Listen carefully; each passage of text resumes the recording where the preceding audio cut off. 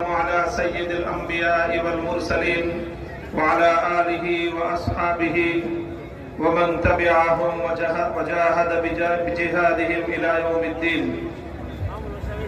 أعوذ بالله من الشيطان الرجيم. بسم الله الرحمن الرحيم. الذين إن مكناهم في الأرض أقاموا الصلاة وآتوا الزكاة وأمروا بالمعروف ونهوا عن المنكر. সাদাকাল্লাহুল আযীম।